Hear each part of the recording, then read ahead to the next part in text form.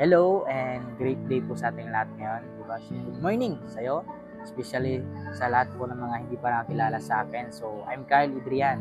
Isa din po ako sa mag-guide sa iyo dito pag once na isa ka sa masiran ko din po dito. And siyempre, pag isa ka sa mga nasiran dito sa ganitong opportunity, panoorin mo itong ganitong video na to. Kasi nga, meron po akong good news na i-congratulate.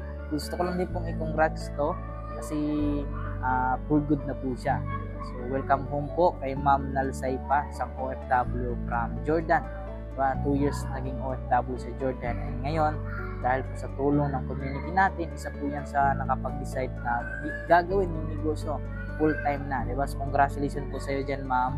Salamat din po sa tiwala mo din sa akin na kahit na through social media lang din po tayo nakakilala. Isa ka din po talaga sa nagbigay ng time sa amin, sa akin, na binigyan mo yung time yung ganitong opportunity na gagawin mo na ngayon full-time na dito sa Pilipinas, diba? So, welcome home, and sa lahat din po ng mga nagapanood ng video natin ngayon, kung isa kang OFW na matagal na din po dyan sa ibang bansa, para sa akin, kung isa ka sa mga naghahanap ng opportunity, this is the right time na gawin mo itong ganitong opportunity kasi ang dami na po namin mga natulungang OFW na nakapag-purgot and ginagawa na ngayon full-time na ganitong business na to. So sa akin lang, mag-decide ka lang din, maniwala ka lang din na gawin mo din tong ganitong negosyo na to na kasama mo na yung family mo dito sa Pilipinas, diba? So again, decide lang din po kayo kasi excited ako na kayo naman yung next na mag-guide po namin dito.